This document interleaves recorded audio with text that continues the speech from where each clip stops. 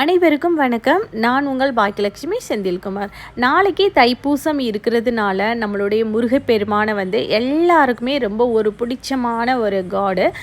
So முருகப்பெருமானுக்கு நீங்கள் எப்படி பூஜை பண்ணலாம், நாளைக்கு எப்படி நீங்கள் ப்ரேயர் வைக்கணும் அப்படின்ற ஒரு விஷயத்தை பற்றி பார்க்கலாம். எப்பொழுதும் போல் நீங்கள் காலையில் எழுந்துச்சு வீடெல்லாம் சுத்தம் பண்ணிவிட்டு நீங்கள் உங்கள் பூஜை அறைகளில் பூஜைக்கு உண்டான திங்ஸ் எல்லாம் வச்சுட்டு எப்படி பூஜை பண்ணுவீங்களோ அதே மாதிரி வச்சுக்கோங்க. நெய்வேத்தியம் பண்ணுறது அப்படின்ற ஒரு விஷயம் நீங்கள் சக்கரை பொங்கல் வச்சுக்கோங்க. அதை தாண்டி முருகப்பெருமானுக்கு ஒரு டம்ளர் பால் வச்சுக்கோங்க. இல்லாட்டினா பால் பாயாசம் கூட நீங்கள் வச்சுக்கிடலாம். எல்லா பழங்களையும் நீங்கள் நல்லா பிசைஞ்சு அது கூட நெய்வேத்தியமாக ஒரு பிடி வைக்கலாம்.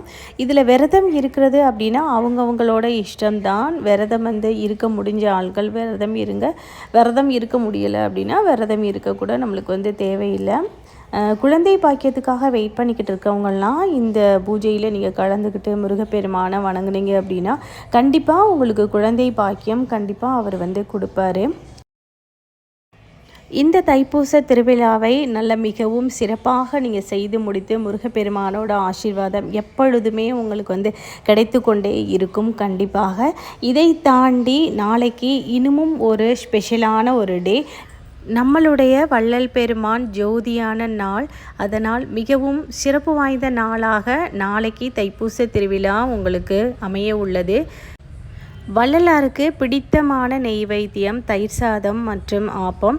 இதனை நீங்கள் சாந்திரமாக அவருக்கு படைத்து அவருடைய ஸ்லோகமான அருட்பெரும் ஜோதி தனிப்பெரும் கருணை இந்த ஸ்லோகத்தை முடிந்த வரைக்கும் நீங்கள் சொல்லுங்கள்.